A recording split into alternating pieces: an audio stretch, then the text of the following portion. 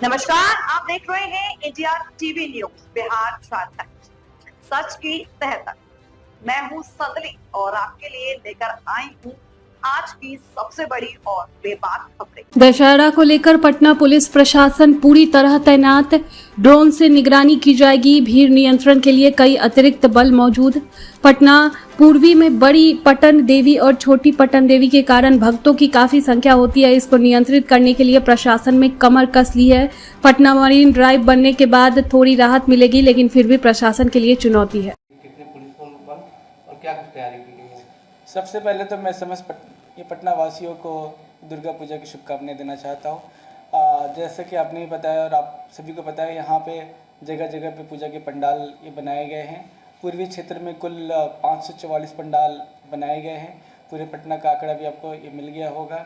इसकी सुरक्षा के लिए एक तो हमने जो भी SOP पालन कराया है। लगभग सभी पंडाल में CCTV कैमरा लगाए गए हैं। फायर एक्सटिंग्विशर, रेत, पानी वगैरह रखवाए गए हैं, क्योंकि ऐसी व्यवस्था की गई है कि अंदर घुसने का अलग रास्ता होगा, निकलने का अलग रास्ता होगा। पुरुषों और महिलाओं के लिए अलग अलग क्यू होगा। साथ ही साथ हर एक पंडाल और इम्पॉर्टेंट पॉइंट्स पे फोर्स और मजिस्ट्रेट की व्यवस्था की गई है। इम्पॉर्टेंट जगहों पे वीडियोग्राफी भी कराई जा रही है। अनाउंसमेंट सिस्टम में लगभग हर एक जगह है।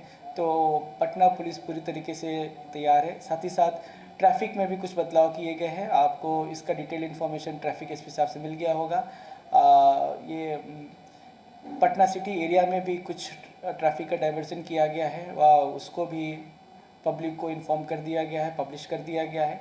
तो हमें उम्मीद है कि हर फेस्टिवल की तरह ये फेस्टिवल भी काफ़ी अच्छे से निकलेगा। कितने मजिस्ट्रेट? मैं आपको बताना चाहूँगा कि सफिशिएंट नंबर पे हमारे पास पुलिस बल है, ऑफिसर्स है, मजिस्ट्रेट है। हर एक पॉइंट पे आपको मजिस्ट्रेट और पुलिस बल और ऑफिसर्स आपको दिखेंगे। बाइकर्स से कैसे? बाइकर्स के लिए अदरवाइज भी और अभी भी लगातार पटना पुलिस के द्वारा वाहन चेकिंग की जा रही है। जो भी इस तरीके से रैश ड्राइविंग करते हुए पाए जा रहे हैं, उनके खिलाफ उचित कार्रवाई भी हो रही है। ज़रूरत पड़ने पे उनकी बाइक्स को सीज भी किया जा रहा है। अगर लाइसेंस नहीं है तो हेवी फाइन भी किया जा रहा है। सर, पूर्वी क्षेत्र सबसे बड़ा क्षेत्र, न्यूसेंस फैलाने वालों पर क्या कार्रवाई? जी, पूर्वी क्षेत्र हो या समझ पटना हो, हर तरीके के न्यूसेंस फैलाने वालों के लिए हम बिल्कुल तैयार है। ऑलरेडी काफ़ी भारी मात्रा में बाउंड डाउन की प्रक्रिया की गई है। DJ वालों को भी बाउंड डाउन किया गया है। तो हम पूरी तरीके से तैयार है। अगर कोई भी इस माहौल को ख़राब करने की कोशिश करेगा तो उससे सख्ती से निपटा जाएगा। सर, कितने पुलिस उपाधीक्षक एक्स्ट्रा लगाए गए हैं? जी, एग्जैक्ट नंबर तो मैं आपको नहीं दे पाऊँगा, परंतु पुलिस मुख्यालय से हमें कुछ एडिशनल DSP रैंक ऑफिसर्स और इंस्पेक्टर रैंक ऑफिसर्स भी मिले हैं, जिनकी भी ड्यूटी इस फेस्टिवल में लगाई गई। सोशल मीडिया पर किस तरह से सोशल मीडिया के लिए मॉनिटरिंग के लिए एक तो हमारा सोशल मीडिया सेल है, वो भी मॉनिटर कर रहा है। हमारा DIU है, वो भी मॉनिटर कर रहा है। साथ ही साथ जो स्पेशल ब्रांच है, स्पेशल ब्रांच से भी हम कोऑर्डिनेट कर रहे हैं। अगर किसी भी प्रकार की कोई भी अफवाह सोशल मीडिया के माध्यम से फैलती है तो उसके इमीडिएटली उसे टैकल किया जाएगा। और अगर कोई ऐसा करने का प्रयास करता है जानबूझ के, जो भाईचारा है उसको खराब करने के लिए, तो उनके खिलाफ कानूनी कार्रवाई भी अवश्य रूप से की जाएगी। पटना वासियों सर क्या अपील करेंगे?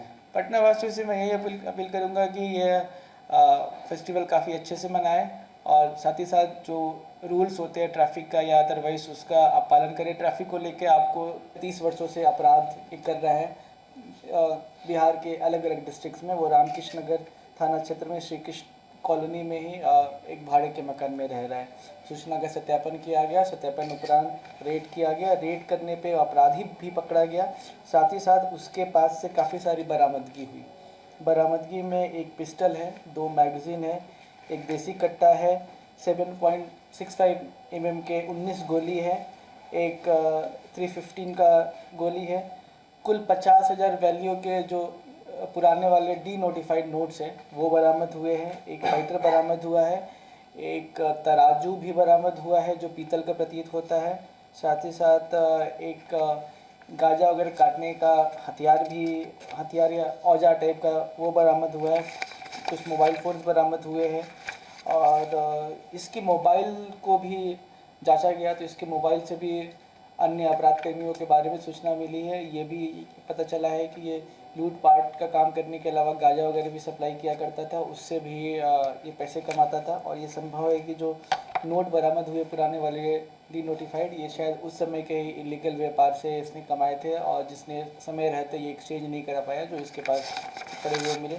इसके आपराधिक इतिहास की बात करें तो इसके खिलाफ कई सारे कांड दर्ज है। लखीसराय थाना कांड संख्या 573 2007, लखीसराय ये थाना कही 111/6 21/2, लखीसराय ये थाना कही 398/11, बढ़िया थाना का 154/20, कोतवाली मुंगेर थाना का 454/2001, कुछ जीआरपी ये थाना के कांड भी है।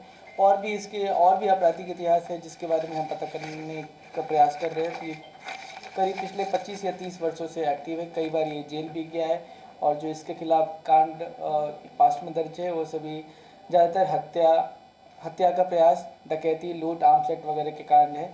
और एनडीपीएस का भी इसका इतिहास हो सकता है, जैसे मोबाइल वगैरह से पता चला है। तो ये इस प्रकार एक बड़ी उपलब्धि है। क्या ये अकेले ही अपने गिरोह को चला रहे थे और ये आपके जिसके गिरोह में अंतर जिला गिरोह से इसका संपर्क है कैसे? जी, जैसा कि मैंने आपको पहले बताया कि इसके खिलाफ कई डिस्ट्रिक्ट में कांड दर्ज है और ये यहाँ अभी पटना में पकड़ा गया है। ऑलरेडी इसके खिलाफ लखीसराय में, मुंगेर में एक कांड दर्ज है, पटना में भी एक्टिव था। तो निश्चित रूप से ये अंतर्राज्यीय है और इसके गिरोह के अन्य सदस्यों के बारे में भी हमें जानकारी मिली है। उनका फोटोग्राफ वगैरह भी बरामद हुआ है, मोबाइल नंबर भी मिला है, तो उस पर भी हम कार्रवाई करने जा रहे हैं। सर, हथियार कहाँ से उपलब्ध करवा लेते हैं, कुछ बताएं? जी, जैसा कि हथियार इसने खरीदा ही है, मोस्टली गांजा वगैरह का जो पैसे या फिर लूटपाट से जो इसने जो प्रोसीड्स ऑफ क्राइम हम बोलते हैं, प्रोसीड्स ऑफ क्राइम से इसने हथियार खरीदा है। हथियार एग्जैक्टली किससे खरीदा है स्पष्ट रूप से तो नहीं बताया, परंतु मुंगेर और लखीसराय से इसका संपर्क है और इसने कुछ अपराध कर्मियों के बारे में बताया है जिनसे इन्हें मुंगेर वगैरह से लाकर हथियार दिया गया। एक थाना मामले दर्ज है पटना में इनका आपराधिक इतिहास अभी तक हमें मिल नहीं पाया है। इनका जो भी आपराधिक इतिहास अभी तक हम पता कर पाए वो लखीसराय जिला का है, मुंगेर जिला का है और जीआरपी थाने के हैं, क्यूल के हैं। तो पटना में भी हो सकते हैं क्योंकि ये काफ़ी पुराना अपराध कर्मी रहा है और लगातार ये हत्या का प्रयास, डकैती, लूट वगैरह में संलिप्त रहा है। तो पटना में भी आपराधिक इतिहास हो सकता है और ऐसा भी संभव है कि कुछ और भी लूटपाट की घटनाओं में ये शामिल रहा हो जो रिपोर्ट नहीं हुए हो या फिर पहचान ना हो सका हो। तो उस बारे में घर कहाँ है और इस पे लगभग टोटल कितने आपराधिक इतिहास है? अभी मेरे पास जो है अभी हम 9 आपराधिक इतिहास का लिस्ट मेरे पास है, बट जैसा कि आज सूचना वगैरह प्राप्त हुई है इससे लगता है कि 20 से अधिक कांड इसके खिलाफ विभिन्न डिस्ट्रिक्ट्स में दर्ज हो रखे हैं। और यहाँ पे ये भाड़े के मकान में रहता था। ओरिजिनली ये लखीसराय जिला का रहने वाला है। गिरोह भी संचालित करता है क्या पूछे? गिरोह भी संचालित करता है क्या? निश्चित रूप से यह गिरोह भी संचालित करता है यार। इसके गिरोह के कुछ और मेंबर्स के बारे में हमें इनसे जानकारी मिली है, इनके मोबाइल से भी उनके खिलाफ एविडेंस मिले। गांजा कहाँ से ला रहे थे? गांजा के बारे में स्पष्ट रूप से नहीं बताया है। मोबाइल पे इनके कुछ व्हाट्सएप कॉल वगैरह में गांजा के फ़ोटो वगैरह मिले हैं जिसमें ये गांजा प्रोक्योर करने के बाद ये बता रहा है, बट इसने कुछ स्वीकार नहीं किया है। और अन्य अपराध कर्मियों की गिरफ्तारी के बाद ये स्पष्ट होगा। इसके पास से फिलहाल गांजा की बरामदगी नहीं हुई है, परंतु जो गांजा तौलने का जो